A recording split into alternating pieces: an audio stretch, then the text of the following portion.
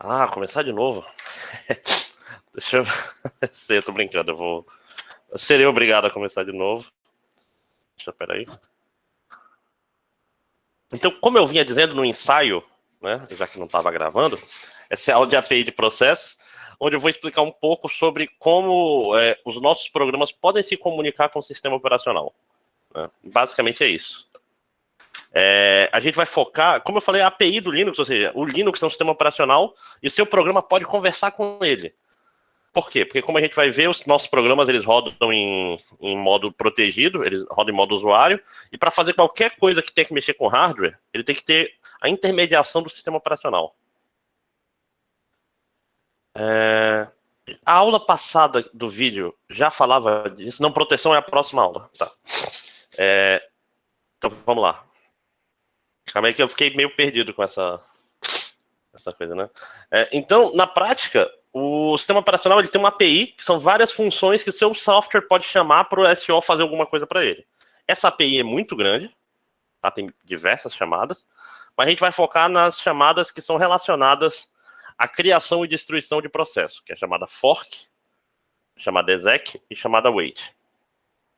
Uma coisa interessante é que eu pedi especificamente por Linux, por quê? Porque o Windows, por ser um SO diferente, ele tem outras chamadas. Tá? Como assim? Ele tem. A interface do Windows é diferente da do Linux. Mesmo porque ela é baseada na interface do DOS lá de trás. A do Linux é baseada na interface do Unix. É um sistema operacional dos anos 60, velhaco, que era proprietário. A história do Unix é engraçada. O Unix, ele era da Bell, ele era proprietário, mas a empresa dava ele de graça para as pessoas. Tipo assim, a empresa pedia assim, ó, eu queria um Unix, ele toma aqui. Aí dava o Ken Thompson e etc. Eles davam uma cópia do sistema operacional. Então ele era, vamos dizer assim, comercial. Ele não era software livre, mas ele muitas vezes era distribuído gratuitamente. Por quê? Porque ele era uma pedra fundamental para o que ia rolar. Tanto que, se tu for olhar o terminal, Sort, ls, cat, grep, todas essas coisas, elas existem desde os anos 60. O terminal foi uma criação que foi criado junto com o Unix, né? E foi um negócio tão bom que a gente usa mais ou menos do mesmo jeito até hoje, tá? Com algumas diferenças, mas ainda assim. Então, essa diferença de API, da API do Windows para a API do Linux é interessante, porque ela explica por que programas de Windows não compilam no Linux, né? Você já deve ter feito isso, né? Você faz o programa lá no Dev C++, include con.io, não é conio, é con.io, né? Importante salientar isso. Deixa eu botar aqui, opa, assinar não. Cadê? Comentar, lápis, isso é legal. Então, esse aqui, minha bela letra, eu preciso comprar um tablet, mas essas porras são caras. Aí, beleza, eu vou comprar um tablet de coisa, aí vai continuar ficando feio, né? Porque o problema aqui é outro, né? Não é de entrada. A Conio, como vocês deveriam chamar, é con.io, tá? I/O de entrada e saída. Então, acontece muito, o cara faz o programa em C e no final ele bota um pause, né? Isso não compila no Linux. Por quê? Porque o Linux não tem a chamada de sistema pause. Ele tem sleep, ele tem wait, mas não tem pause. Pause é da API do Windows, tá? Professor, você falou que no OS X tudo bem. Por quê? Porque o OS X é baseado no FreeBSD, que é baseado no Unix, tá? Vocês conhecem FreeBSD? Já ouviram falar em FreeBSD? Dê uma resposta aí no chat. FreeBSD é tipo o Linux. É um sistema operacional livre também. Também baseado em Unix. Só que ele é mais software livre do que o Linux. Por quê? Porque o Linux ele usa a licença GNU. Não sei se vocês fragam que a licença GNU ela não é a licença mágica. Ela não é assim, você faz o que você quiser. O GNU, ela proíbe de você pegar... Se você pegar um código fonte, código livre, baseado em licença GNU, tu não pode pegar esse código e fazer alguma coisa comercial com ele. Você não pode pegar código GNU, empacotar e vender. Por quê? Porque se o código é GNU, ele tem que continuar na licença GNU nas próximas iterações. Então eu não posso fazer um Linux e vender. O ponto é esse. Eu não posso fazer o Andrex e cobrar Andrex ia ficar feio, né? Cobrar R$100 na caixa do Andrex. Não posso. Eu posso cobrar para instalar, eu posso cobrar para dar manutenção, eu posso cobrar para fazer código especializado para uma pessoa. Eu não posso vender código livre em licença GNU. Já a licença do BSD, que eu não vou lembrar o nome, eu acho que é BSD mesmo, ela vale tudo. Meu irmão, quer vender, vende. Quer só mudar o nome e dizer que tu que criou isso, faz o que tu quiser, meu irmão. Quer tirar da licença BSD, tira. A gente não tá nem aí. Então ele é um software livre, mais livre, vamos dizer assim, tá? É um sistema operacional bem legal. Pena que ele não faz tanto sucesso quanto o Linux, tá? No fim do dia, o que você quer do sistema operacional é que ele seja consistente e que ele não trave, né? Todo mundo aqui usa Debian, Ubuntu, essas coisas. Alguém usa essas Mint? Mint é Debian também, né? Pois é, Ubuntu é Debian, é uma distro baseada em Debian. Tudo que tem apt-get, tem Synaptic, essas coisas, é baseado em Debian. Quando eu era jovem, eu era da idade de vocês, tinha uma corrida de distros, né? O Red Hat fazia muito sucesso. A gente usava Gentoo, coitado da gente. Gentoo era horroroso, porque o apt-get dele baixava o código-fonte e compilava. Então, o apt-get ele faz o quê? Ele baixa um binário, ele baixa um executável, que é o executável do programa que você quer. Ele pega lá ele vai ver qual é o seu setup, qual é o teu processador, qual arquitetura está usando. Ele pega o binário e instala lá. O Gentoo não. O Gentoo ele pega os códigos fontes e roda o makefile. É legal por quê? Porque ele compila especificamente para o teu hardware. Então pode ter algumas vantagens. O otimizador do GCC é ótimo. Mas demora, meu irmão. Demora. Eu lembro, tipo assim, essas instalações, a instalação do Gentoo era horrorosa, que era tipo assim, tu entrava, entrava no Groove, fazia um home, fazia um root, pegava um TGZ e tipo assim, tu instalava na mão mesmo, entendeu? Tipo como se tu estivesse rodando um live CD super básico e tu ia botando as pastas nos lugares corretos. Mas aí um dia a gente pegou, porra, vamos instalar o OpenOffice nessa máquina. Aí o que aconteceu? Como é que era o nome do negócio do Gentoo? Não era PTGet, ele emerge. Ele vai lá, tá bom, vou baixar o código-fonte do OpenOffice e vou compilar o OpenOffice. Levou 3 dias compilando, né? Mas o que isso tem a ver com laboratório de API de processos? Nada. Então vamos continuar. Foi só uma das boas e velhas tangentes que eu tava com saudade de fazer. Em vídeo não dá para fazer tangente tão longa assim, né? Agora, como é ao vivo, vocês são meus reféns, aí fica mais fácil. Então vamos falar um pouco agora da API de processo, vamos falar da primeira chamada, que é o fork. A fork é uma chamada muito famosa. Ela é basicamente uma das principais chamadas de sistema que tem dentro do Linux. Por quê? Porque ela é a chamada que cria um processo novo.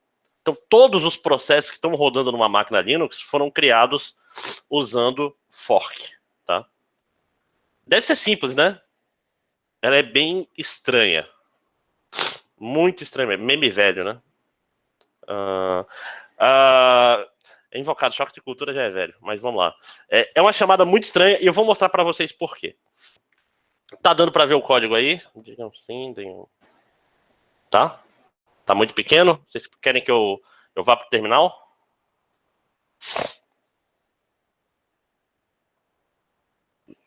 Eu vou pro terminal porque no terminal é pretinho, é mais legal. Deixa eu stop presenting. A window, isso vai ser chato. Vamos lá.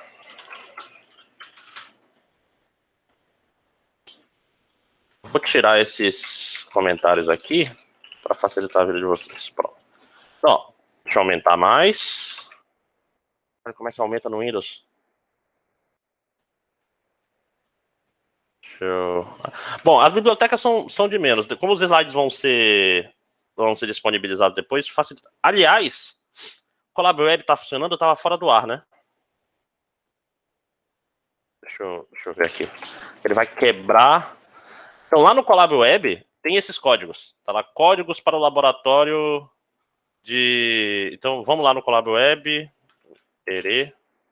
Que tava fora ainda agorinha. Erê. Tem que estar, moleque. Deixa eu ver aqui. Um segundo. Sistemas operacionais Erê. Tá aqui. Códigos para o laboratório ao vivo de API de processo. Tem um zip que tem esse mesmo código que eu, né? Tamanho. Não, mas, rapaz, no Windows é tão ruim. Deixa eu ver aqui. Tem que ir em propriedades.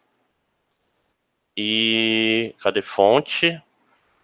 28, 36. Vamos logo cavalar esse negócio. Pronto. Deve estar bem visível para vocês, né? Deixa eu diminuir aqui o aspect ratio desse negócio. Pronto. Está melhor, né? Deixa eu ver como é que tá aparecendo. Parece bom. Então, olha só, esse código é super simples, né? A gente tem aqui 3 linhas. Então, esse código ele vai imprimir Hello World. Ele vai chamar fork aqui, que é a chamada de sistema para criar um processo novo. Se esse retorno for menor que 0, quando ele chamar fork, eu estou apontando para a tela, ninguém está vendo. Esse retorno, se ele for menor que 0, ele vai imprimir erro no fork. Se for igual a 0, ele vai imprimir olá, eu sou o filho PID com número, vai dar um número de processo. E se o retorno não for 0, ou seja, se ele for maior que 0, ele vai falar, olá, eu sou o pai de esse número. Vocês concordam que esse código aqui, rodando normalmente, ignorando o que fork faz, ele deveria imprimir Hello World e uma dessas 3 mensagens, na verdade? Ou ele vai imprimir a mensagem de filho, se o retorno do fork for 0, ou ele vai imprimir olá, eu sou o pai, se o retorno de fork for maior que 0. Certo? Vamos ver esse negócio funcionando. Cadê o fundo? Espera aí. Pronto. Cadê?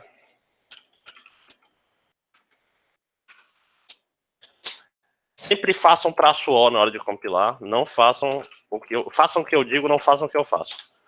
Então, olha só. Olha ele funcionando aí. Ele imprimiu Hello World. Imprimiu olá, eu sou o pai de 83, que é o 82. Olá, eu sou o filho 83. Olha que estranho. Então, vamos olhar de novo esse código para mostrar que estranho. Na prática, esse if aqui, ele rodou tanto then, né? Tanto então, quanto se não, ao mesmo tempo. Como? Por que que aconteceu isso? Isso é graças a essa chamada fork aqui. Né? Fork pior. Fork funciona como aquele filme O Grande Truque. Para quem viu, talvez já tenha entendido. Para quem não viu, eu não sei se eu não vou dar isso. Para saber que o filme é velho, mas o que fork faz ele cria 2... assim que roda fork, para de ter só um processo e agora são 2 processos rodando com o mesmo código-fonte. Então, no retorno dessa função fork aqui, é criado um novo processo. O que vai diferenciar? Os 2 processos são exatamente iguais. É o mesmo processo. Só que são 2 cópias diferentes. O que vai diferenciar um do outro é que o processo original vai receber um número aqui, vai receber um número que é o identificador do filho. E o filho vai receber 0. Certo? Então, aqui nessa linha 9, o filho vai criar um processo novo. Esse processo novo, o RC dele vai ser 0. No processo original, o RC dele vai ser o número identificador do processo novo. Ficou claro? Querem que eu fale mais uma vez? Então, a partir dessa linha 9, a gente tem 2 processos rodando em paralelo e independentes, cada um com a sua própria memória, cada um com o seu próprio program counter. Vamos pensar lá a baixo nível, que eu falei sobre o que é um processo. Ele vai criar um novo descritor de processos, tá? E vai ter o seu próprio program counter, sua própria memória, tudo copiado do original, certo? Então, olha só, se ele conseguiu fazer um fork, ele passa por esse if. Se ele for o filho, ou seja, se o retorno for 0, o cara que o retorno é 0, ele vai imprimir eu sou o filho. E o cara que o retorno for maior que 0, ele fala, sou o pai de RC, que vai ser o número do filho. Se eu rodar de novo,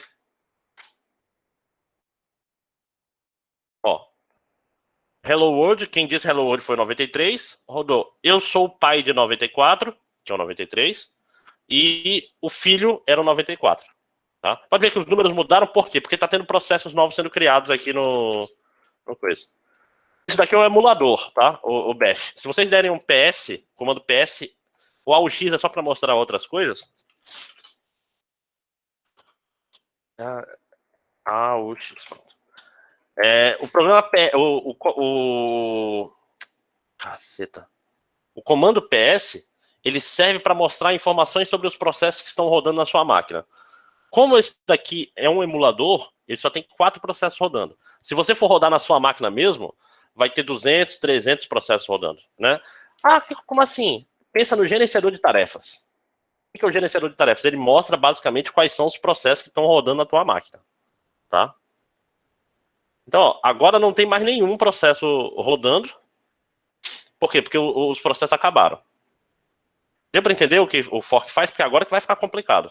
Agora a gente vai entrar nos detalhes crus de, primeiro, como ele funciona exatamente e por que ele é assim.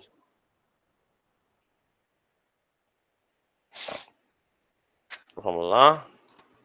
Então, ó, o fork, resumindo, ele faz o teu processo chama o SO, fala SO, eu quero uma cópia de mim mesmo, beleza? Aí o SO vai lá e gera a cópia. E a cópia parte da mesma linha com a mesma memória, tá? Isso é um negócio interessante. O programa novo, ele nasce na mesma linha, ele não começa do zero. Ele nasce daquele ponto onde o pai chamou ele. Uma coisa interessante, não é uma cópia perfeita, é uma cópia quase perfeita. Toda a memória é copiada, mas o RC é diferente. O PID, né, o identificador, é diferente, tá? O que significa? Significa que passou daquela linha... Ah, eu tô usando os slides e esqueci de apresentar eles. Saco isso, cara. Meu burro. Me perdoem. Pronto. Então, qualquer modificação feita no processo pai não vai modificar o processo filho. Qualquer modificação no processo filho não vai copiar, não vai alterar o pai. Aí vocês podem estar se perguntando, pô, toda vez que eu gero um processo novo, eu tiro uma cópia da minha memória, isso é caro, né? Por quê? Porque se o programa tem 2 GB alocado, ele vai copiar esses 2 GB? Mais ou menos. A memória, o SO é feito por pessoas inteligentes. Então tem um mecanismo chamado copy on write, que é basicamente o seguinte: quando eu gero o processo filho, eu falo, esse cara tem a mesma memória do pai, beleza? Mas eu não preciso copiar. Eu falo assim, enquanto ele não mexer, as variáveis que ele não mexer, eu não preciso copiar. Eu só copio conforme elas vão sendo modificadas. Então vamos dizer que o pai tem lá 3 variáveis. Rapaz, é tipo fisioterapia, vocês vendo isso aqui. Bem devagarinho, tentando A, B e C. A tem valor 1, B tem valor 2 e C tem valor 3. Se ele chama um fork, esse 3 tá maravilhoso. Se ele chama um fork, vem pra cá, filho. Isso. Agora sim. Se ele chama um fork, o programa novo ele vai enxergar essas 3 variáveis, mas ele não vai precisar copiar elas. Enquanto elas não forem modificadas, ele fala, beleza, eu vou só ficar de olho nas variáveis do pai. Tá? Aí, se o pai ou o filho modifica, por exemplo, o pai fala assim, não, agora o valor de 1 é 4. Aí, o filho copia o 1, continua 1 no filho e no pai vira 4. Ficou claro? Só vai copiando o que for sendo modificado pelo pai. Toda vez que o pai for modificar uma coisa, ele fala, ei filho, isso aqui eu já modifiquei, pega aqui o valor velho. Aí ele pega, opa pai, valeu, e fica, certo? Então, o pai sempre vai receber um número positivo que indica qual é o ID do filho, e o filho sempre vai receber 0. Se der errado o fork, recebe menor que 0. Professor, como assim dá errado o fork? Fork é uma chamada que ela gasta recursos do sistema operacional. O que eu quero dizer com isso? Esse negócio de copiar, gerar PID novo e bota um processo novo, como a gente vai ver no escalonamento, isso vai gerar um novo cara para eu decidir que horas que ele vai rodar na CPU. Então, isso daí tem que ser usado com parcimônia. Tem um ataque que é chamado Fork Bomber. Que é isso? Você faz um for, um while 1, fork. Acabou. O programa vai ficar gerando cópias de si mesmo sem parar. Sem parar, sem parar, sem parar, e trava. Uma hora trava o sistema. Isso era normal antigamente. Hoje em dia, se limita. Quanto, o sistema operacional vê assim: cara, você tá fazendo muita chamada fork. Segura um tempo aí até tu fazer. Espera teus filhos morrerem pra tentar. Isso é que nem. Espero muito que os professores de vocês de ED1, se foi. É o Edileno que tá dando ED1 ainda? Não sei. Se foi Edileno, ele fala com certeza. Tipo assim, na hora de abrir arquivo e na hora de alocar memória, bota o if lá. Por quê? Porque malloc, eu já tive malloc que não funcionou. Quando tu vai fazer um sistema grande, que tá tacando de pau na memória, acontece do malloc. Tipo assim, tu vai pedir mais memória, senão o profissional fala não. E teu programa tem que estar pronto para isso, senão ele vai travar. Né? Por quê? Porque vai ter um ponteiro nulo. Qualquer coisa que você fez com ponteiro nulo, você pega o segfault na cara, né? Então, sempre façam o if, aquele if de proteção. Ah, professor, isso é muito chato. Então faz um wrapper pra porra do malloc, pra abertura de arquivo, tá bom? Ok. Esse é o mesmo exemplo? Tá. Agora eu quero que vocês todos peguem esse programa de fork e rodem ele. Então eu vou dar aí 3 minutos, que eu não vou editar quando eu lançar esse vídeo. Vou dar. Todo mundo vai lá no Colab Web, baixa lá códigos do laboratório e tente rodar. É P1 Fork. Tá? Eu quero que todo mundo tenha ele funcionando, porque a gente vai fazer modificações nele. Tá? Vamos lá.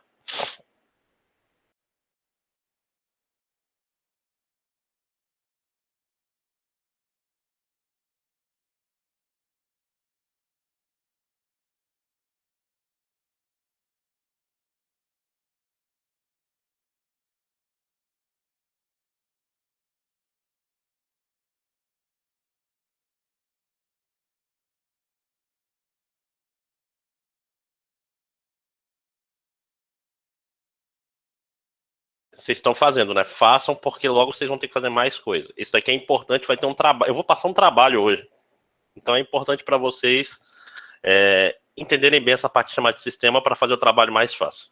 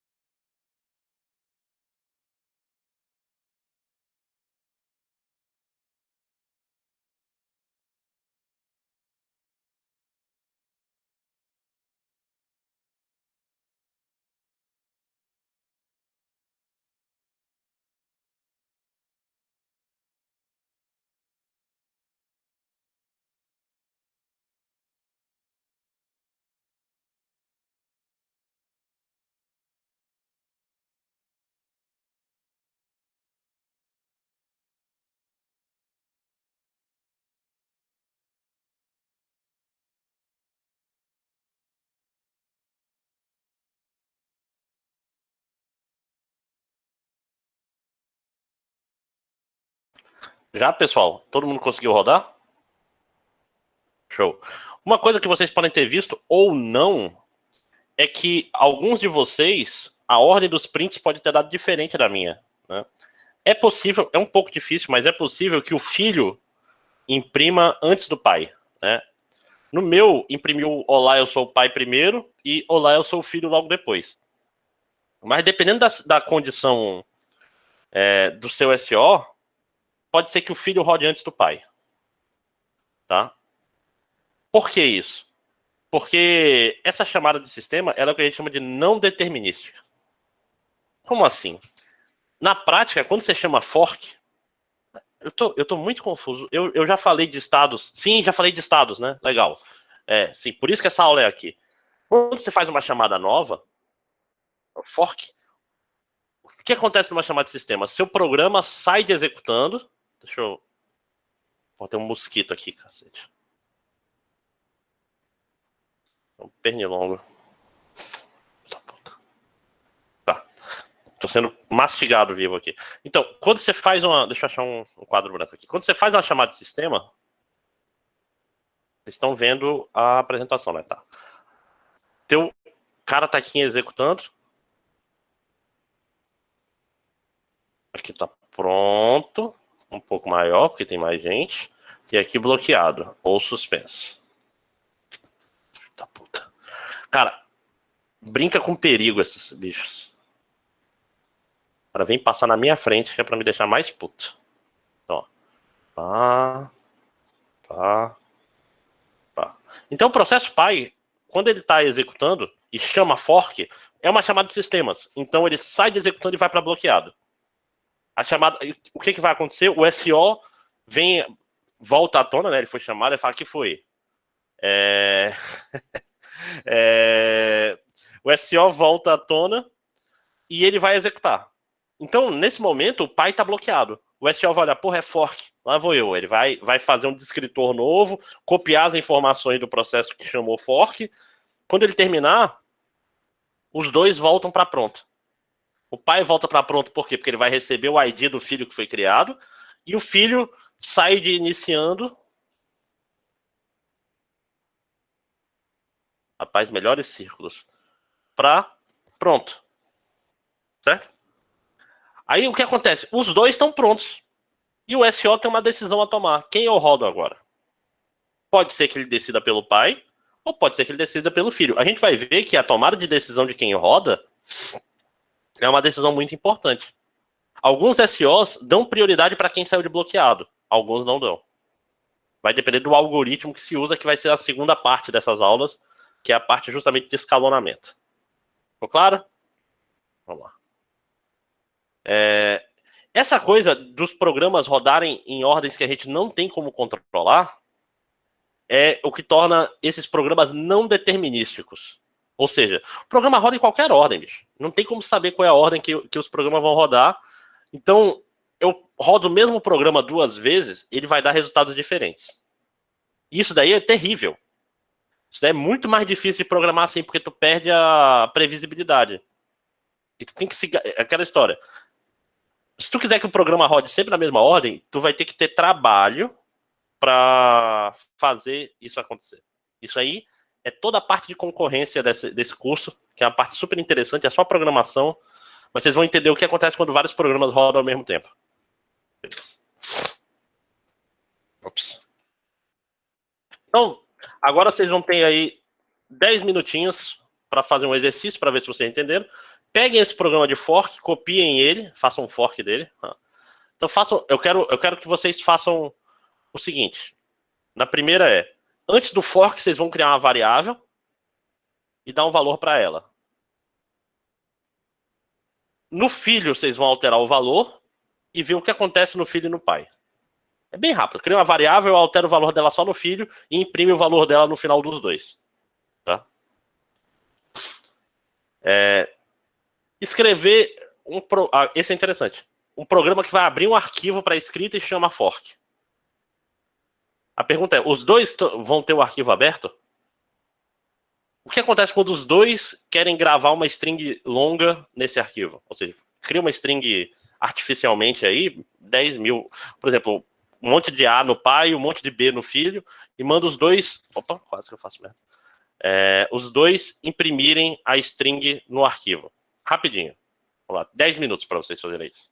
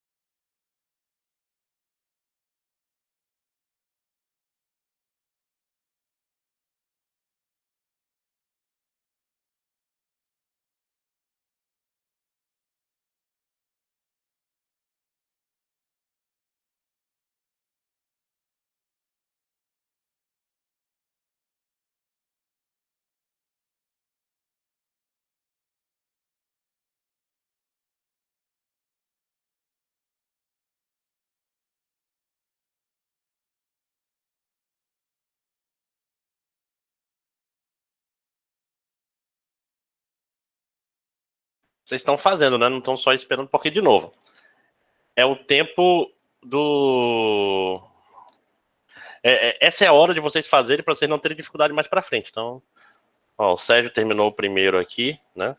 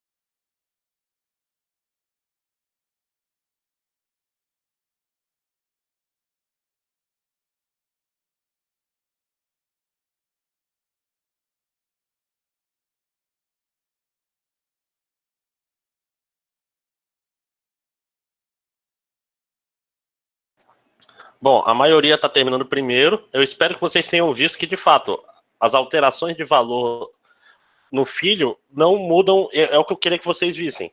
A variável são duas variáveis agora. Então, qualquer coisa que acontece depois do fork só vai acontecer em um dos programas. Tá? Agora, do arquivo é mais interessante. Essa daí vai dar um resultado diferente.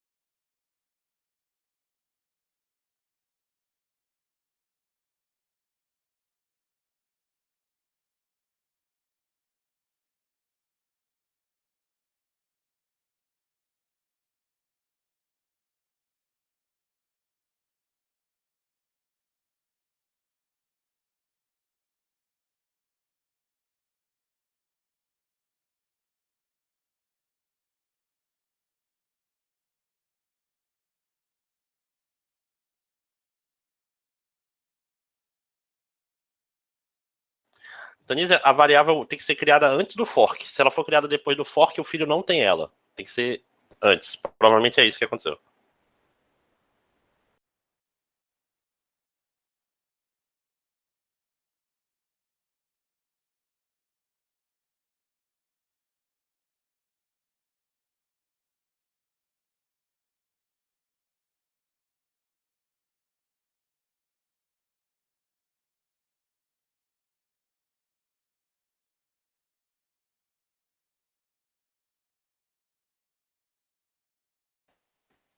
Bom, onde tá o print, Tanise? Esse é o. Se o print estiver só no if do filho, ele de fato. Ou no if do pai, ele não vai aparecer no do filho também.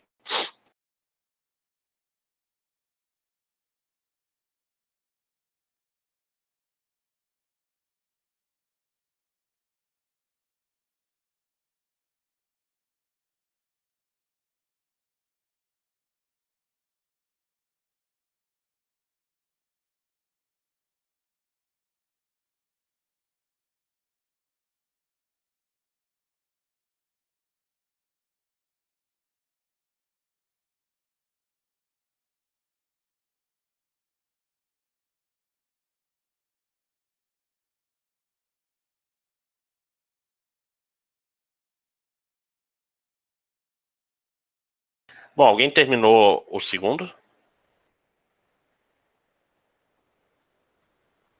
Eu vou fazer aqui rápido pra mostrar.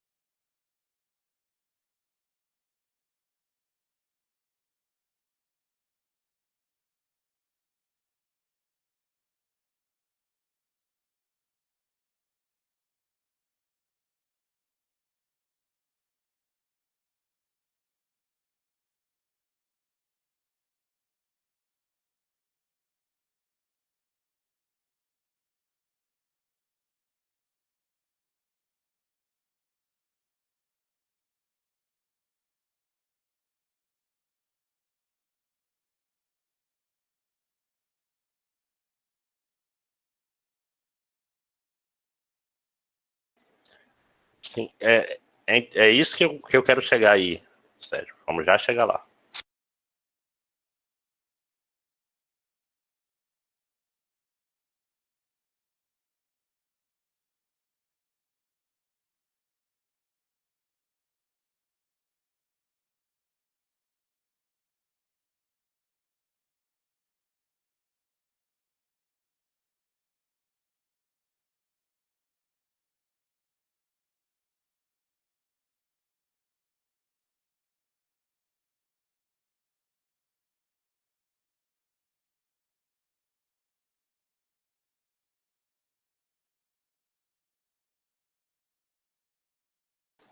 Eu vou mostrar logo o primeiro, para vocês irem terminando o segundo. Cadê?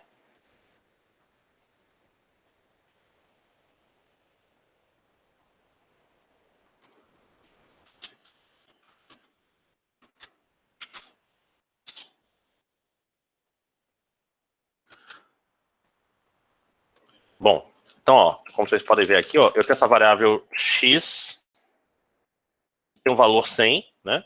Chamo fork, e aqui no filho, eu fiz no filho, né? Deixa eu fazer aqui. Não. Aqui no filho eu mudo o valor dela e imprimo o valor de x, ó. Tem aqui, eu sou o filho, x é tanto. Então, aqui, nesse print x é 10, mas o que vai acontecer com o pai? Porra, de novo. GCC e um var.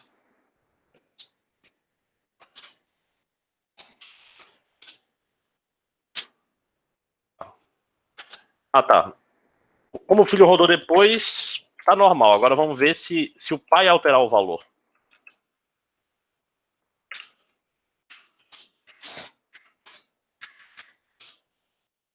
Ó, olha só. O pai alterou o valor da variável x para 10, mas a variável x do filho continua com o valor original que era 100. Então, isso é para mostrar para vocês que, de fato, o fork ele tira uma cópia das variáveis. Então, agora eu tenho duas variáveis x, o x do pai e o x do filho. Então, o que eu mexer no x do filho não vai mexer no x do pai, o que eu mexer no x do pai não vai mexer no x do filho. Isso ficou estranho. Agora eu vou dar mais 5 minutos aí para vocês terminarem a segunda e eu já mostro para vocês.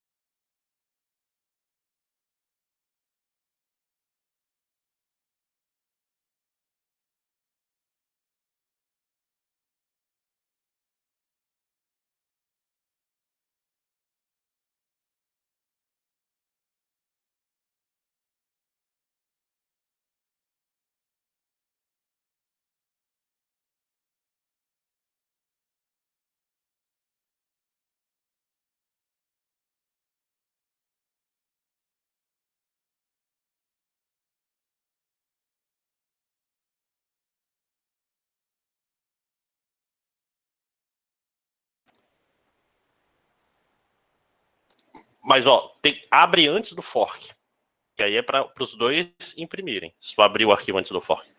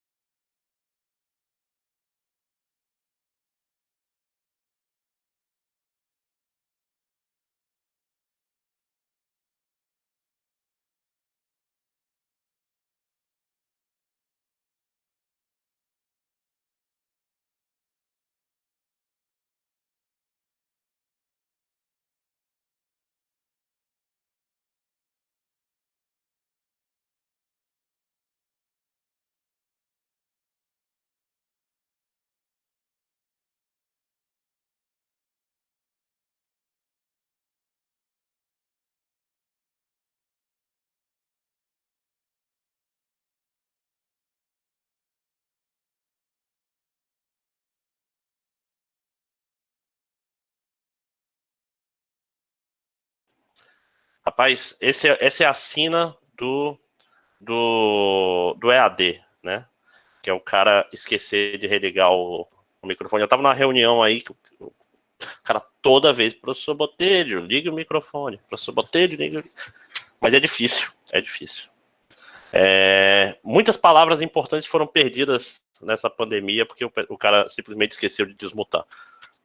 Então, como eu tava dizendo, eu fiz aqui em C++, tá? Na linha 10 eu tô abrindo o arquivo offstream, um arquivo de saída. Então, abrindo o arquivo saída.txt, imprimo o Hello World na tela, faço o fork aqui na linha 12.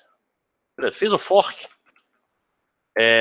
No filho, ele vai imprimir no arquivo 100 mil vezes a palavra processo filho, o termo, né? Processo filho.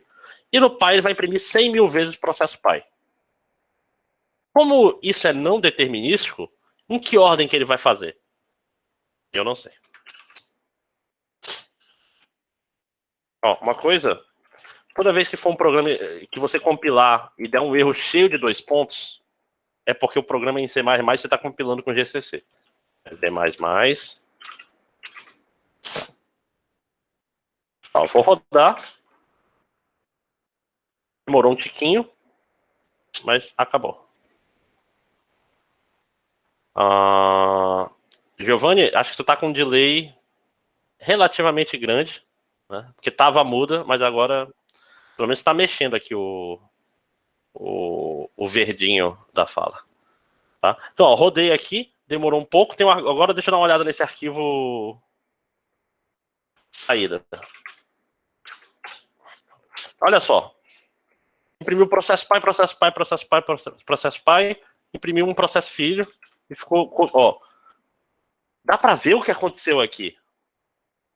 O processo pai começou a rodar e conseguiu fazer vários prints até que o filho conseguiu entrar também, né? Tem esse delay aqui. Nesse tempo, o filho ainda estava sendo criado pelo SO. E a partir do momento que o filho foi criado, o que está acontecendo? O pai entra, faz a chamada de sistema SO, imprime nesse arquivo processo pai. Aí entra o filho, entra SO, imprime no arquivo processo filho. Aí entra o pai, entra o filho. Entra o pai, entra o filho. Muito louco, né? Eu vi gente falando assim, ué, podem 2 programas gravar no mesmo arquivo? Pode quantos programas você quiser. O SO não controla de forma nenhuma arquivos. Se o usuário que criou o programa tem permissão de escrita no arquivo, todos os programas que ele rodar vão ter permissão de escrita naquele arquivo. Todos. Então dá para ter 1000 programas escrevendo no arquivo ao mesmo tempo. Professor, mas se tentar escrever 2 ao mesmo tempo, no mesmo lugar, aí o SO vai sortear. Aqui ainda tem uma coisa boa. Nem todo sistema tem. Se tu for imprimir dependendo da coisa, dá para os 2 imprimir ao mesmo tempo e ficar intercalado. Ainda por cento, que é muito pior. Tá? Aqui pelo menos tem uma proteção para não ficar processo filho no meio de processo pai, etc. Inclusive, anedota. Eu fiz curso técnico no Matias Michelini. Faz pouco tempo, uns 20 anos, por aí. Pouco tempo. E lá a gente tinha DOS e tinha uma rede interna dos alunos. Né? Todo mundo tinha uma pasta compartilhada. E a gente pegou, fez em C um chat. É uma ideia imbecil, tá todo mundo no mesmo laboratório fazendo um chat. Né? Mas não tem nada para fazer. O que era o chat? Era um arquivo compartilhado e todo mundo, tu escrevia tua mensagem no final e ficava todo mundo lendo o arquivo procurando atualização. Só isso. Então era todo mundo lendo o mesmo arquivo e vendo se mudou a última linha. Quando mudou, tu imprime na tela. Era só isso. Era bem rudimentar, era mal feito. Acontecia de 2 pessoas salvarem no arquivo ao mesmo tempo e as mensagens ficarem misturadas, acontecia. Mas naquele tempo era melhor que nada. Né? Uma outra coisa interessante, se eu pegar essa saída, copiar aqui a saída, caralho, e rodar de novo, olha só que interessante. Os 2 arquivos têm exatamente o mesmo tamanho, porque é a mesma quantidade de processo pai e processo filho nos 2, certo? No caso do Sérgio, o Sérgio é interessante, ele falou, imprimiu todas as do pai primeiro, depois a do filho, porque demorou muito para o filho entrar. Se tu aumentar a quantidade de coisas sendo salvas, eventualmente ele vai intercalar. Então, ó, os 2 arquivos têm o mesmo tamanho, mas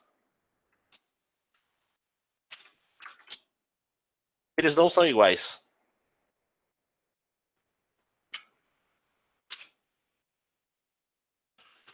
Tá? Vamos olhar só, ó, por exemplo, no saída,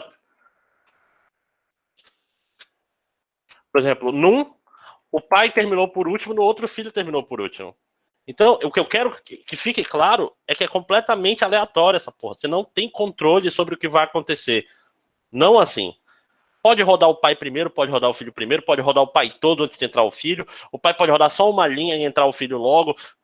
depende do SO. Ou seja, tem uma força maior do que o seu programa definindo a ordem que as coisas vão ser feitas, tá? Então tenham isso em mente. Tenham isso. Isso que é foda de morar na floresta, né? Que os mosquitos vêm. Tenham isso em mente sempre que forem fazer programas que rodem coisas em paralelo, tá? Então, deixa eu ir para a apresentação. Todo mundo conseguiu fazer mais ou menos isso? Porque agora a gente vai para a segunda chamada, que é a chamada exec. Wait, desculpa. Wait é simples. A função wait, a chamada de sistema wait, ou wait PID, serve para esperar, né? Justamente para fazer um processo esperar o outro fazer alguma coisa, né? Porque aqui, pai e filho estão rodando concorrentemente, então eles podem rodar na ordem que eles quiserem. Com wait, eu posso, por exemplo, fazer o pai esperar o filho acabar para continuar. Para que serve isso? Serve para, por exemplo, eu gerar filhos, deixar o filho fazer uns trabalhos lá, e quando o filho terminar, eu poder usar o resultado desse trabalho de alguma forma, tá? Então, a chamada wait dessa forma aqui é basicamente espera até qualquer filho terminar. O que eu quero dizer com isso? Eu quero dizer, se eu fizer 10 forks e chamar wait, quando o primeiro desses forks terminar, meu programa volta. Certo? Já o wait PID é Process ID, né? Identificador de processo. Ele recebe como parâmetro um número, um inteiro, e o teu programa vai ficar parado esperando esse processo identificado por esse inteiro terminar. Então você pode esperar por um processo específico ou esperar até um processo qualquer terminar. O que significa esperar? Significa você sair de executando, ir para bloqueado e ficar bloqueado até o SO identificar que o cara que está esperando saiu de executando para terminado. Quando acabou o espaço, né? Quando um processo sai de executando para terminado, o SO vê quem está esperando por esse cara. Opa, é o processo pai dele. Aí ele acorda o pai dele sai de bloqueado e vem para pronto. Certo? Bom, as duas servem para coisas, né? Tu pode, por exemplo, rodar 10 filhos, os 10 filhos vão fazer uma coisa e tu fala assim que um filho terminar, me acorde para eu processar o que ele fez e eu volto a dormir esperando o próximo filho terminar. E assim por diante. E o HPID, eu estou esperando esse cara acabar. Sabe onde se usa o HPID? No terminal. Quando você roda um programa no terminal, o terminal, ele bloqueia. Ele fica parado esperando o seu programa terminar, não é verdade? Ele deixa de poder receber comandos para poder ficar esperando o programa que foi rodado agora terminar. A não ser que você rode com um comercial, que aí ele não chama o wait. Que é basicamente isso. Então, ó, tem esse programa aqui. Aquela história, pode estar um pouco difícil de ver, mas vamos dar uma olhadinha aqui. É o mesmo programa, só que ele tem essa linha aqui a mais. Ó. O que vai acontecer agora? O pai vai esperar um processo que ele criou aqui em fork terminar. O que isso vai fazer? Isso vai fazer com que quando o pai entrar aqui, ele vai esperar até que o filho termine. O filho vai vir, vai imprimir olá, eu sou o filho, e vai retornar a zero. Isso vai fazer com que o processo fique determinístico. Por quê? Porque agora toda vez ele vai rodar na mesma ordem. Toda vez ele vai criar o filho, o pai vai esperar o filho terminar e depois ele vai imprimir. Então os prints vão estar sempre na mesma ordem. Vamos dar uma olhada aqui.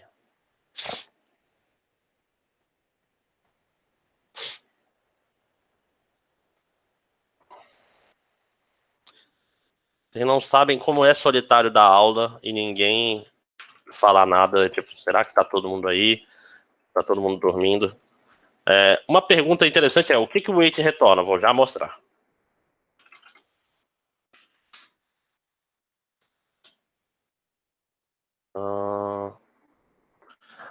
No Windows é diferente. Puta, que chato, cara. Só um segundo.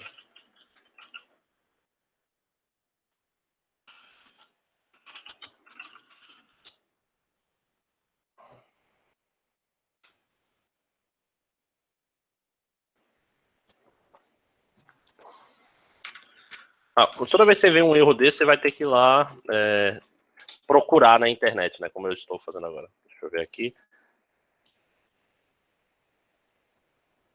É PID. Não, é porque não é wait PID. Eu vou fazer com wait normal primeiro. No.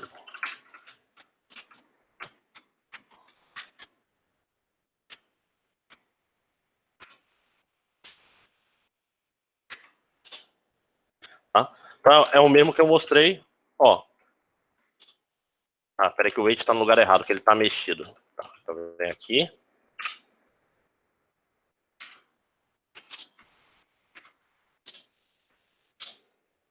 Então, ó, agora o pai esperou pelo filho. O retorno foi 335, já que o Sérgio perguntou qual é o retorno? O retorno? Que número é esse número 335?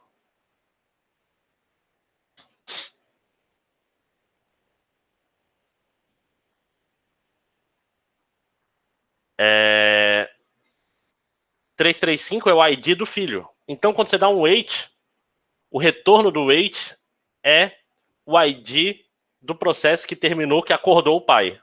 Por quê? Porque tu pode ter 10 filhos e qualquer um deles acabou.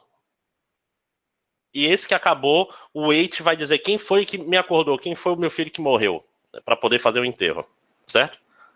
Isso faz determinístico. Já o wait PID, ele tem 3 parâmetros. Tá? Deixa eu abrir aqui. Cadê? Tem um status e um options. Eu não vou entrar muito nisso, porque ele é para usos mais específicos, tá? Cadê o status?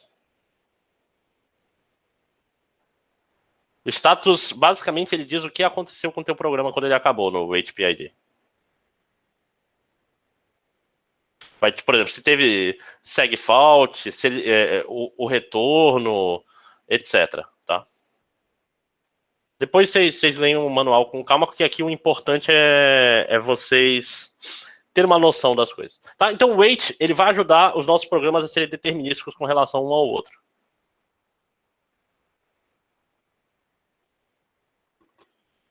Por que isso? Porque mesmo que o pai já esteja lá executando pronto para terminar, ele vai esperar o filho terminar.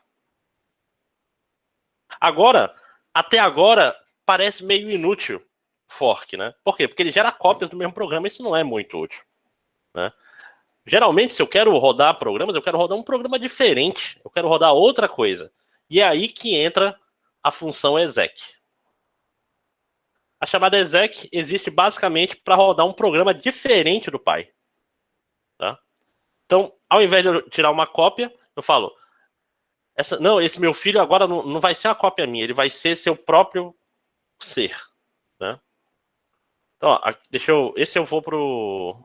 Tava com o terminal aberto, né? Beleza. Bom que eu já. O que tá aparecendo para vocês? É o terminal, né? E 3 exec. Ó, vamos dar uma olhada no terminal aqui. Ó, mesmo, é um programa parecido. Pode ver, ó, o pai é igual, o erro é igual. O que está mudando? O filho. Porque agora a gente vai fazer o filho executar um outro comando. Ó, ele vai imprimir: hello, eu sou o filho. Deu aqui um vetor de strings. Tá? E tá, strdup é basicamente para tu pegar uma string, alocar ela e copiar, né? É basicamente isso. Olha só. É um vetor. O primeiro cara desse vetor é wc, que é um comando. Você sabe que comando é wc? WC é um comando legal. P3. O que esse cara faz? WC é word count, ou contar palavras. Ele vai me dar um número de linhas, um número de palavras e um número de caracteres. Se eu fizer WC-L, ele me dá simplesmente o número de linhas de um arquivo. Por que isso serve? Isso é uma porrada de coisa, cara. Esse tipo de comandinho que parece bobo de terminal é o tipo de coisa que salva a tua vida. Quando tem um monte de arquivos, vamos dizer, tem um arquivo de nomes. Com isso daqui, tu já sabe quantos nomes tem nesse arquivo sem fazer nada. Tu pode usar isso de entrada em outros programas, etc. Né? Esse tipo de comandinho é útil pra caramba. Então, ó, se eu rodo wc-l p3 exec.c, ele vai me retornar 28, que é o número de linhas que esse arquivo tem, e o nome dele. Ele dá o nome porque eu posso fazer assim, né? Aí ele dá todos os arquivos com seus tamanhos, tá? Então, ó, reparem, olha o que está acontecendo aqui. Esse vetor do int 0 vai ser wc, do int 1 vai ser "-l", do int 2 vai ser p3 exec.c, e o quarto vai ser um nulo. Né?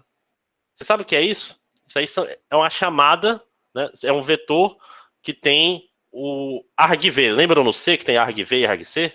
Eu estou preparando o argv aqui. Né? É um vetor de argumentos. E estou, basicamente, ó, rodando um comando exec vp, usando a primeira, cara, é o comando que eu vou rodar, no caso aqui wc, vírgula, os argumentos que eu vou passar, que é o argv. O que vai acontecer aqui? Chegou nessa linha, o processo sofre uma transformação, ele nasce de novo. Ele deixa de ser uma cópia do pai e ele vai se transformar no processo wc. Isso faz o quê? Ele vai jogar fora toda a memória dele, vai resetar a memória. Ele vai...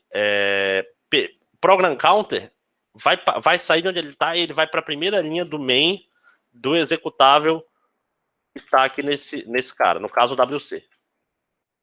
Então ele deixa de ser esse programa para virar um outro programa. O wc é um programa, Alexander, que é só um programa qualquer. Eu podia trocar isso aqui por ls. É um comando mais comum para vocês. Né? ls-l asterisco. O que aqui vai fazer? Ele vai rodar o comando ls no índice 0 aqui. Os argumentos. O argv do índice 1 vai ser "-l", o argv do índice 2 vai ser asterisco. Certo? Deixa eu... Então, na prática, o que eu estou falando assim, primeiro eu gero o processo novo, e esse processo novo, eu tenho um tempo para modificar ele antes dele virar o programa que eu quero rodar. Certo? Então, ó, o que está acontecendo aqui na prática? Na prática, eu estou alterando, eu estou preparando ele para rodar o processo que eu quero de verdade. E é assim que o fork funciona. Primeiro eu gero o filho, aí o filho se prepara, aí ele se transforma no programa que eu quero rodar de verdade. Certo? Então, ó, quando roda o exec aqui, eu vou explicar depois o que é o VP, porque tem várias variações. Quando roda o exec, esse cara aqui não vai ser imprimido. Por quê? Porque ele nunca vai chegar nessa linha. Porque a partir dessa linha aqui, ele vira outro programa. É só pensar, o programa, literalmente eu tiro o código que está carregado lá, eu jogo ele fora e carrego o código do WC ou do LS, ou seja lá do que eu for rodar. Deixa eu mostrar isso funcionando. 3, exec. Ó, olha só. Ele deu hello world. Ele falou, hello, sou o filho, o ID do filho. Fez o comando, ó, mesmo comando. E não imprimiu aquela linha que eu mostrei lá. Essa linha não deve ser imprimida. Por quê? Porque ele faz um salto para o começo do comando. Qualquer comando, meu irmão. Qualquer comando. E só quando termina esse comando que o pai roda. Então, ó. Opa. Não seja burro. Ó, se eu trocar aqui de novo por ls-l asterisco,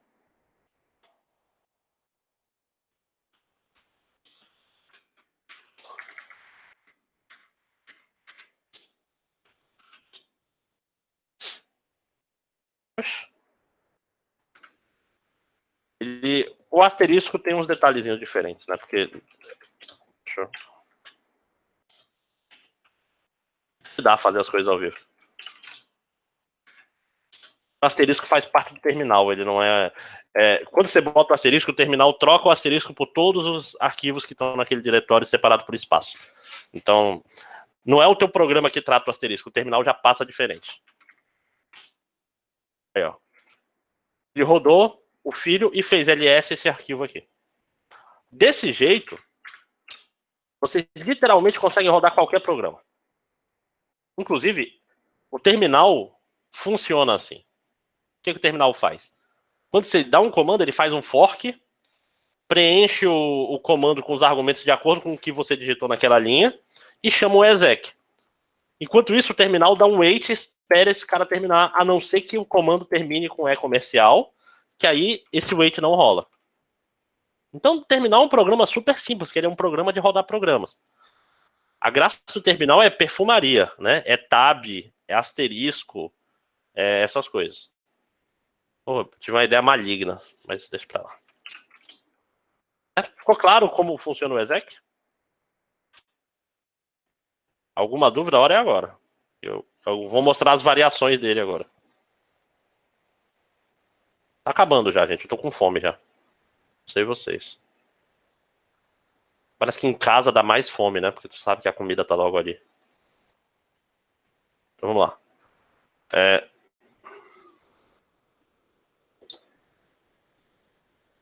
Então isso é interessante porque isso é diferente do Windows, tá? No Linux, o exec não é sobre criar um novo processo. É sobre mudar o código-fonte que está rodando. É mudar o executável.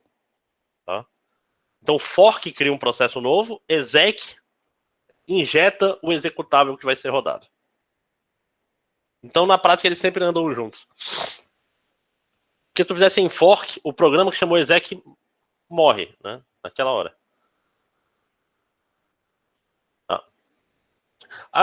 A chamada exec, ela tem vários wrappers, tá? No C, por exemplo, eu vou ter várias variações do exec, que essas variações são sobre duas coisas. Sobre como eu vou tratar pastas e sobre como eu vou tratar os argumentos. O que a gente viu foi o exec VP. O exec VP, ele recebe um argumento, uma pasta relativa. Vocês sabem o que é relativo e absoluto em nome de arquivo, né? Vocês estão no 5º período, não é possível. Então, o executável é relativo ao path atual, a pasta atual que o seu programa está. E recebe um vetor de argumentos. Então, é V de vetor, P de path relativo. O exec V sem esse P no final, a diferença dele é que ele tem que receber o path completo. Barra home, barra André, barra não sei o que, barra não sei o que, barra não sei o que, nome do executável. Se for ls, é barra user, barra bin, barra ls. Tá? Então a diferença do P é que com P é relativo, mas pode ser absoluto também, por que não?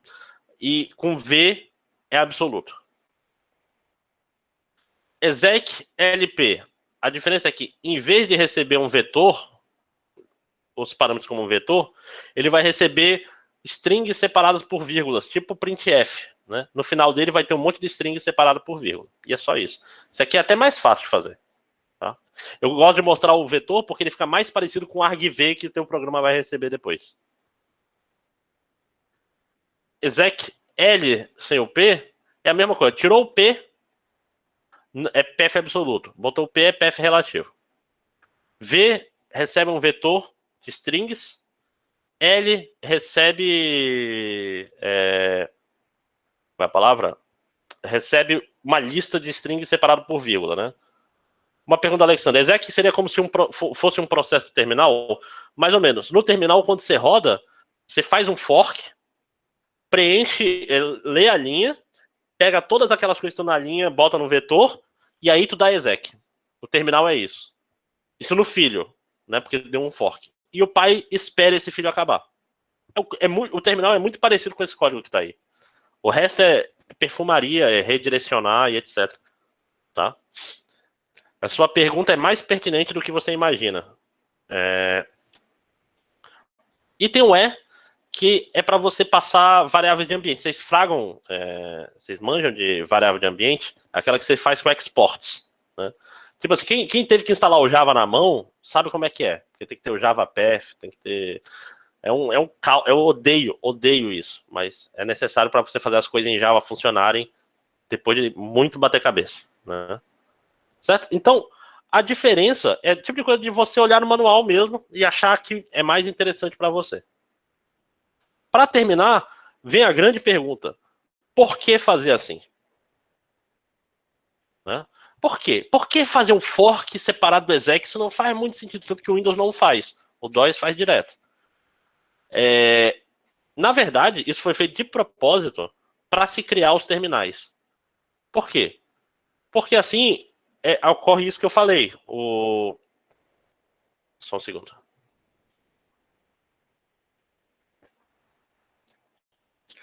Antes de rodar o programa, o terminal prepara ele.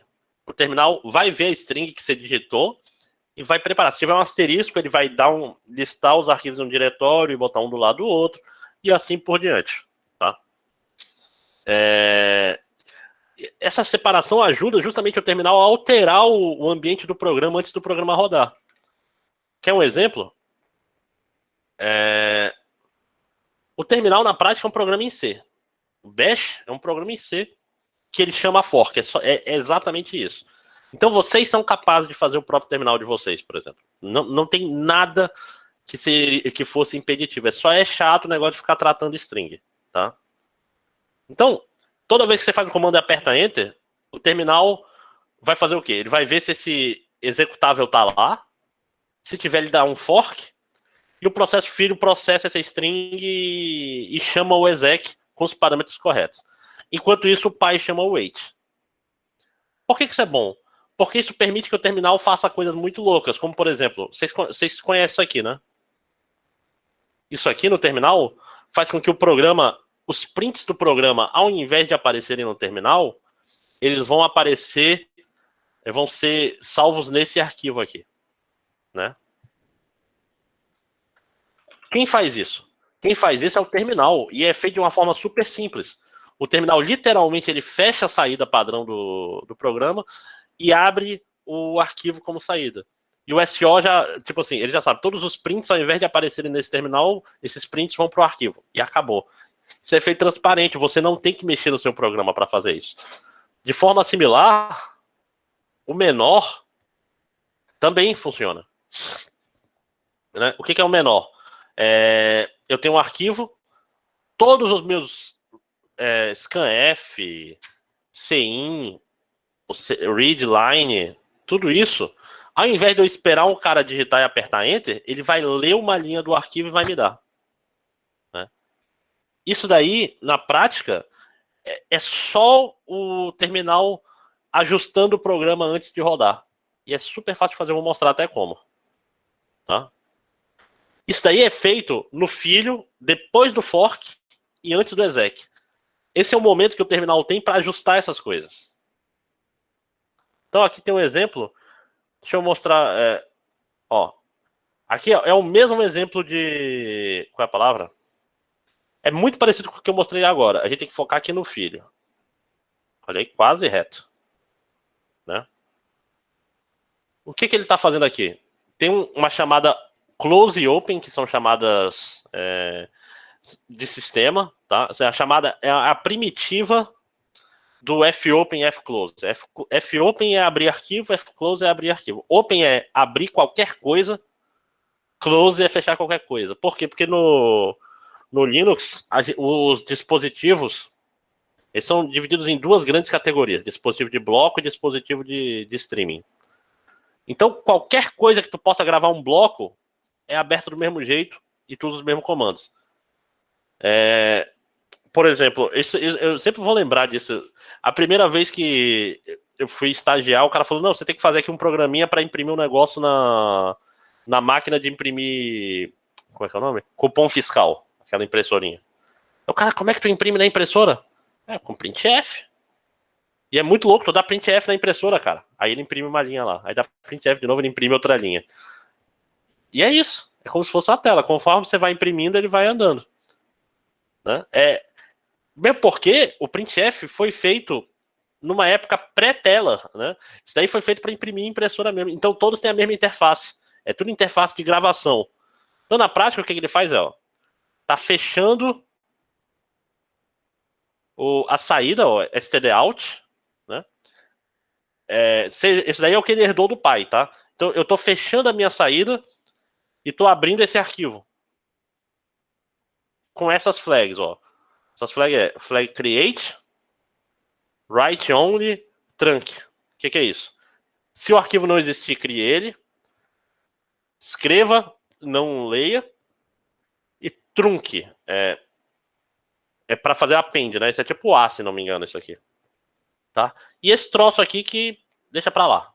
Tá? Esse tipo de coisa é o tipo de coisa que, se você quiser entender direito, você vai ter que mergulhar no manual do Linux. Porque tem um monte de detalhezinho. No man, né? Mas basta você saber que eu estou abrindo esse arquivo aqui para gravação. Então o que eu estou fazendo?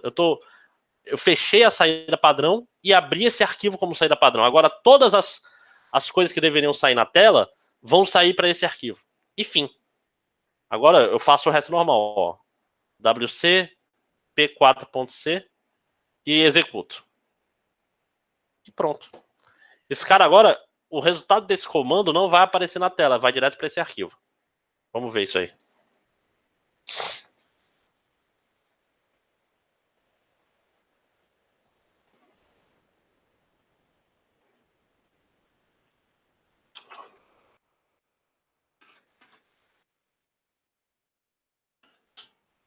Ó, tá aqui o mesmo programa, ó, fechando e abrindo. Esse último aqui, desculpem, eu esqueci o que é, mas isso aqui é besteira, tá? Quando eu tô falando, isso daqui é o tipo de coisa que você pega no Stack Overflow, copia e cola e depois, se você quiser saber melhor, aí você vai estudar, tá?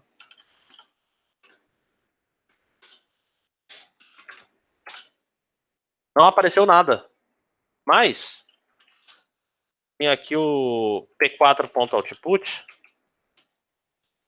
que tá aí com o resultado do WC. Deixa eu rodar de novo. Aí, né? Então,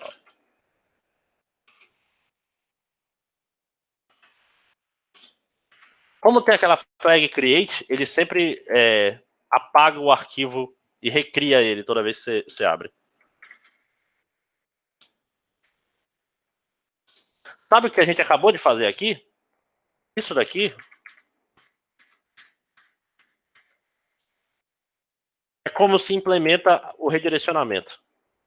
É só isso. O terminal é só isso. Ele lê a string. Se tiver um maior, ele falou, ok, o próximo cara é o nome de um arquivo. E ele fecha a saída padrão e abre esse nome de arquivo. E acabou, meu irmão. Acabou. Isso que eu tô falando. É super simples porque o Linux foi feito para ser simples. Certo? Todo mundo entendeu isso aí? Isso é importante. Isso é importante mesmo. Vou já dizer porque que é importante.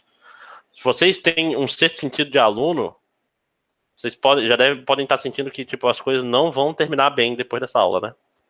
Tô falando de umas coisas muito específicas, usando sempre os mesmos exemplos por alguma razão.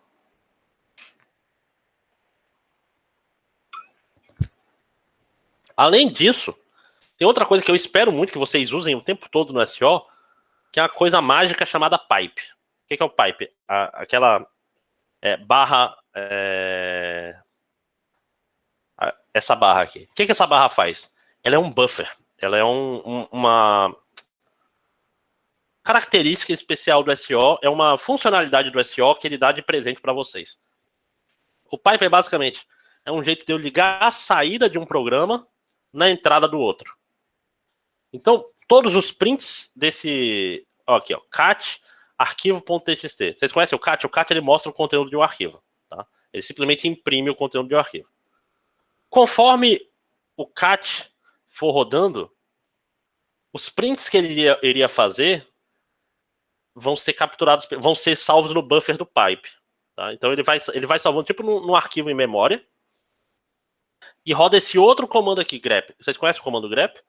O grep ele lê um arquivo, ele pega a entrada dele e fica vendo. Se tiver a palavra, ele imprime. Ele tá procurando, é tipo um Ctrl F. Você tá procurando por essa palavra na entrada dele. Então o cat vai imprimindo linhas. Cada linha que o cat imprime é lida por um scanf no grep. O grep tá lendo e o cat tá escrevendo. Ah, se tiver um scanf no grep e não teve o print ainda, o grep espera. Ah, teve um print no cat, mas não teve o scanf no grep? fica salvo na memória, fica numa fila, esperando a próxima leitura. E aqui é a mesma coisa, ó. Esse cara imprime, e tudo que ele imprimir vai ser contado, vai ser usado por esse programa aqui, que é o WC-L. Então, ó, esse código aqui, o que ele está fazendo? Está imprimindo o arquivo, pegando só as linhas que tem a palavra e contando quantas são. É lindo, é mágico. Vocês não sabem, isso daí, para quem trabalha com arquivos grandes, você vai lá, baixa uma base de dados do governo federal.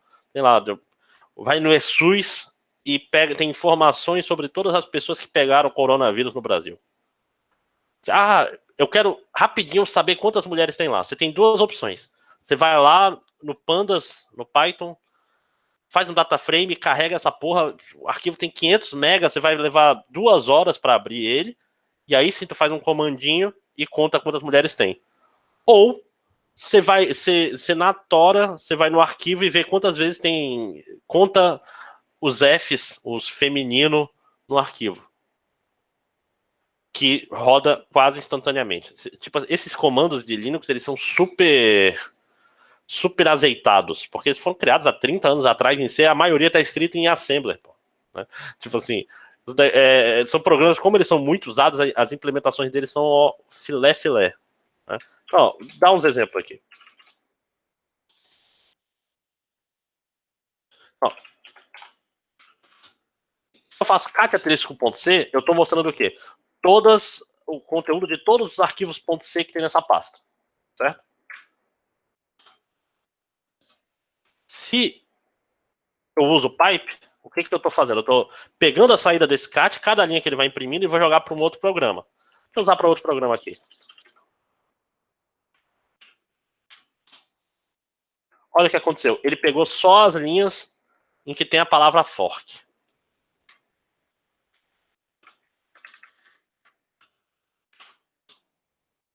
Peguei só as linhas que tem a chamada fork, né? Então, ó, nessa pasta eu tenho 5 forks. Se fosse mais, eu poderia fazer isso aqui. Mágica, né? Então, ó, eu estou imprimindo todos os arquivos .c. Cada impressão dessas é lida por esse comando grep. Vai imprimir as linhas que tem a palavra fork. Cada impressão dessas é entrada para o WC-L, que está contando quantas linhas tem. Com isso, cansei de usar isso na minha vida para pegar qualquer base de dados que esteja em texto puro, tu consegue rapidamente, por exemplo, tu tá fazendo uma base de tweets eleitorais. Todo dia tá lá vendo uns JSONs gigantescos. Tá coletando. Aí tu quer só saber, porra, quantas vezes a pessoa tá falando a palavra amazonino? Quantos tweets tem a palavra amazonino? Ou você carrega esse JSON gigantesco na memória e vai precisar de gigas e gigas, ou você faz um comando desse, você sabe, em 10 segundos. Tá? Para fazer esse tipo de estatística é bem melhor.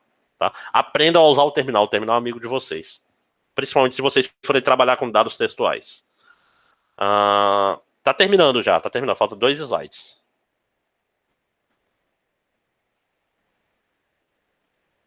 Cadê? Aqui.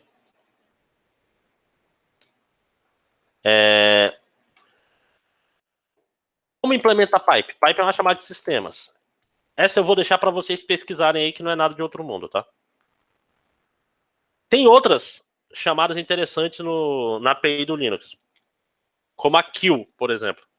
Aliás, vocês já usaram kill no Linux? É interessante, ele pede um número, né? O número é a insistência. É quão urgente é matar esse processo. Kill-1 é tipo, você quer parar? Por favor. Faz aí o que tem que fazer e depois termina. Kill-9 é acabe imediatamente. Por que tem isso? Já repararam que quando vocês vão desligar o computador, vai ter sempre alguma coisa do Office aberta que vai impedir que você desligue o computador porque tem um arquivo não salvo lá? O que é isso? Passou um sinal para os programas falando, programas, a gente vai reiniciar. Vão fechando aí, por favor, né? Só que aí o programa não tá salvo, cara. Então, aguenta aí que eu não vou terminar agora, não. Se você quiser que termine mesmo, o programa morre e tu perde tudo, ele não tá nem aí, né? Tipo assim, se tu for no gerenciador de tarefas finalizar tarefa, ele morre. Se você for reiniciar, o sistema operacional pede com um jeitinho pro cara liberar os recursos, né? A Tanisa deu um exemplo de porta. Porta é a mesma coisa. Se o programa morre, ele demora para liberar as portas, né? O ideal seria tu falar, ei, cara, desliga aí, aí tu fecha as portas, fecha os arquivos e vai embora, né? Tá? Porta é horrível. Só que tinha que coisa mal implementada. Nossa senhora. Mas é legado, então. Aliás, muito da computação, a gente sofre muito por questão de compatibilidade. Compatibilidade é o grande inimigo da humanidade. Tá? Por quê? Porque as coisas são do jeito que elas são, porque elas têm que continuar sendo do jeito que elas foram. O que eu quero dizer com isso? A gente não quer que nossos programas parem de rodar. Né? A gente quer que, tipo assim, vai ter uma coisa nova, legal, mas tem que ser compatível com as antigas. Esse é o karma dos sistemas operacionais. O Windows é todo cagado por causa disso. Vocês eram muito novos, mas eu tava lá quando na troca do 16 para 32 bits, né? Quando foi do 486 para o Pentium, né? Apesar do Pentium ser melhor e ser da Intel, inclusive, ele tinha uma certa compatibilidade, mas ele não era 100% compatível. Então, durante muitos anos, tinha programa que não rodava em Pentium. A mesma coisa que aí talvez algum de vocês tenham feito sistema operacional 32 versus sistema operacional 64 bits. Até recentemente, muita gente falava, cara, não bota o Windows 64 bits não, porque as coisas travam mais nele. E é verdade. Por quê? Porque é questão de compatibilidade. Fazer um negócio do zero que não é compatível com nada é muito mais tranquilo. A Apple, ela, antes do OS X, ela tinha um Macintosh, que era horroroso. Era um sistema operacional pavoroso. Ele era. Isso daí é 90 e pouco, você não era nem nascido.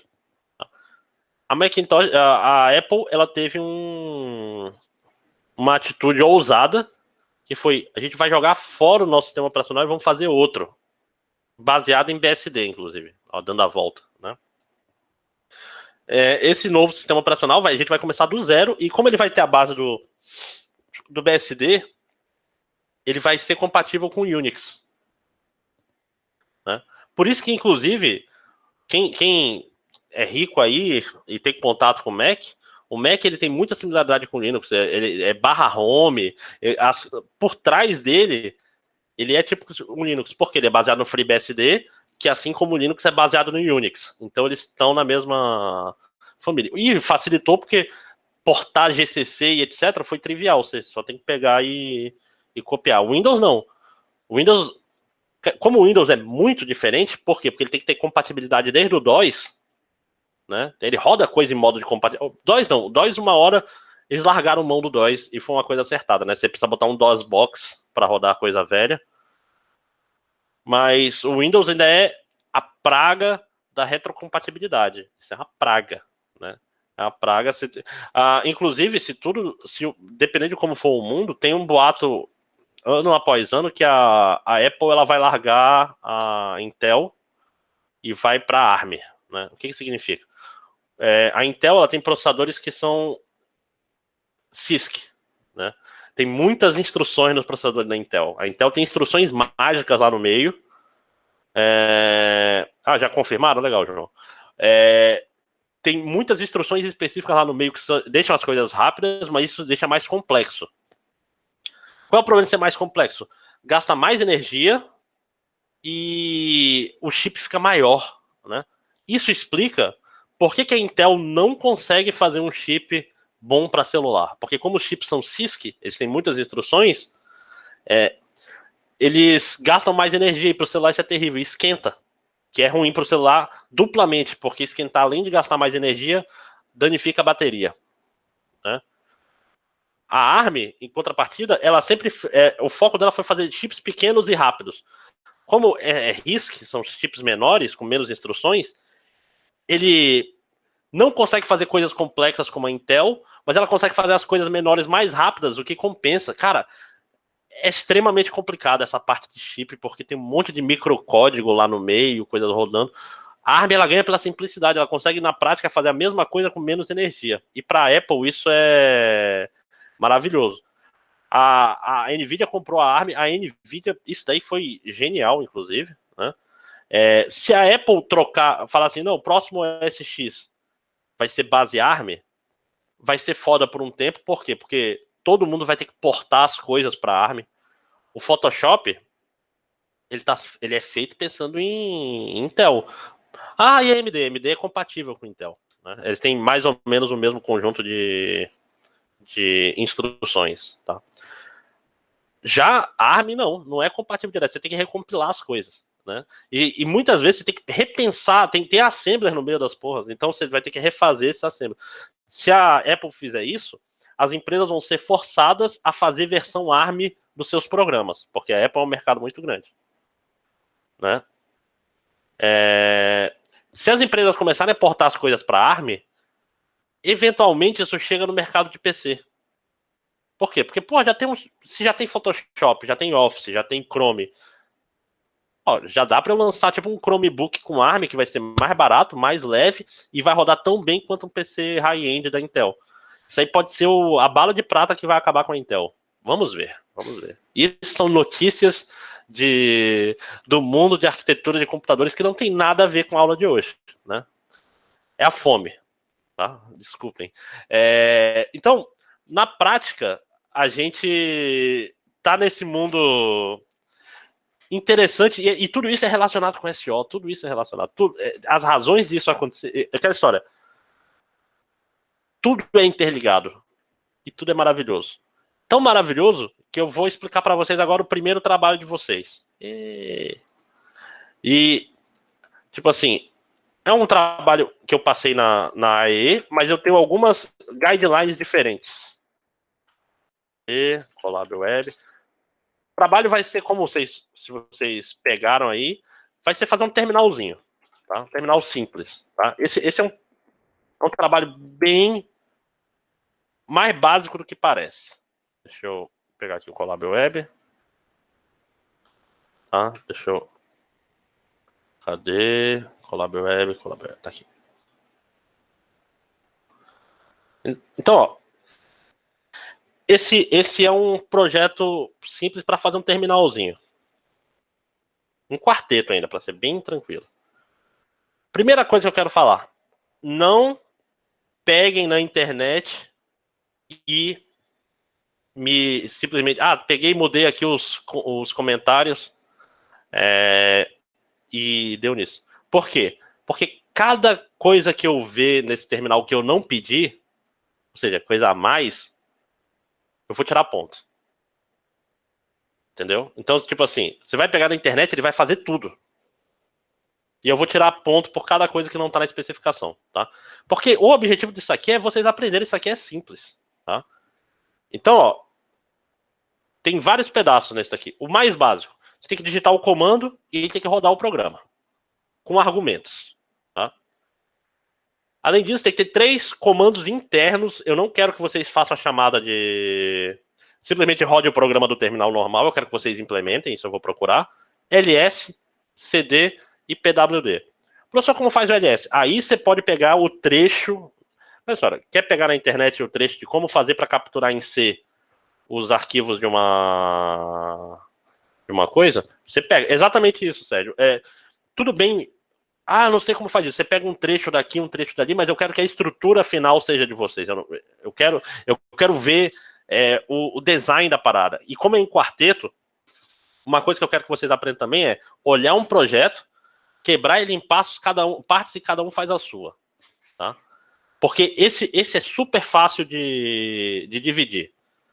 Vai ter um pessoal que vai ter um trabalho, um corno job, que é pegar a string e parsear ela, ou seja, ver, esse é o comando, tem um comercial no final, e outras pessoas já podem ir fazendo as funções específicas. É plug and play esse negócio. Estão entendendo? Então, ó, ls, cd e pwd. CD troca o diretório atual, e tem um jeito fácil de tu ver qual é o diretório atual, tá? Tipo, que assim, você vai na internet e fala, como eu faço para trocar o diretório atual no Linux? Ok, Google, obrigado, por favor. Você bota tudo isso lá e ele vai te mostrar. Então, uma pessoa está implementando. Vocês têm que combinar.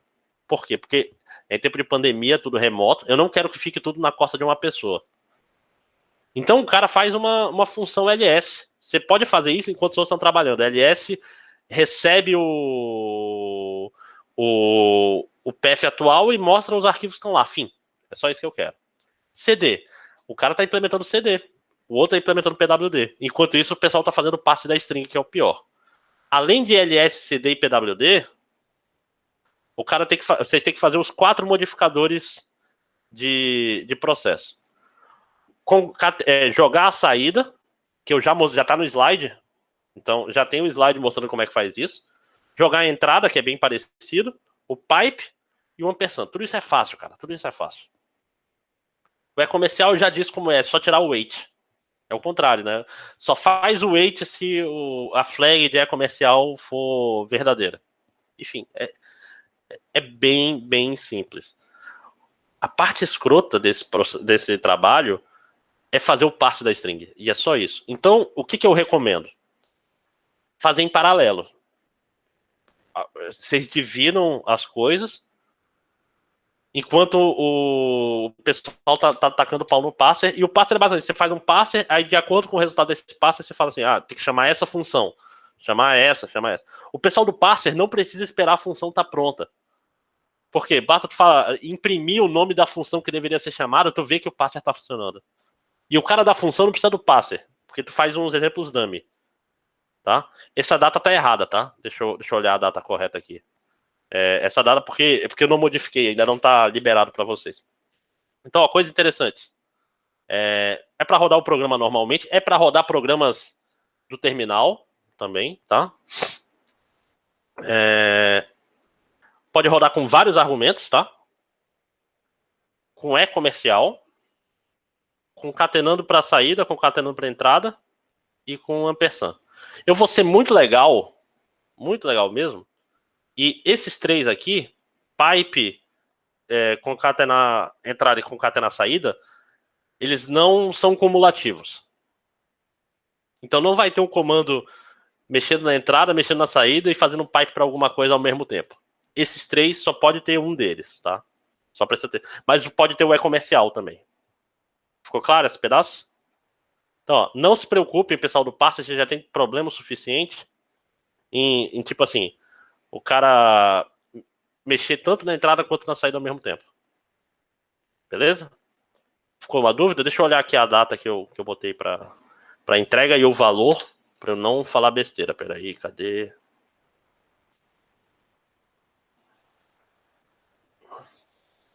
Tá aqui no cronograma. É pouco tempo. Eu vou deixar até dia 24 de setembro. Valendo 2 pontos. É pouco ponto. Porque é um trabalho pequeno. Isso aí eu faço na tarde. Sozinho. Né? Isso dá 9 dias. Para 4 pessoas. O prazo é curto, mas a equipe é grande. Então não deixem ninguém mochilar em vocês. E tentem aprender. Tá? Como eu tô falando, se vocês fizerem organizar direitinho, isso é super rápido esse trabalho. Beleza? Alguma dúvida? Professor, 2 pontos é pouco. É não, amigo. É não. Né? Beleza? Alguma dúvida? Então, está encerrada a videoaula de hoje. Mas mais tarde hoje eu já boto o vídeo de troca de contexto. E vai ter um quizinho no final para quiz rápido, só para vocês mostrarem que vocês entenderam. Beleza? Falou, gente. Então, eu aviso lá no. Entrem no Telegram da disciplina, que eu aviso lá assim que tiver o vídeo. Eu vou gravar aquela introduçãozinha, eu vou ver se ele tá bom, né? Assim que eu terminar de almoçar. Beleza, pessoal? Deixa eu mandar o Telegram logo, Tanizia. Pera aí. Bom, vocês estão liberados já. Deixa eu passar aqui.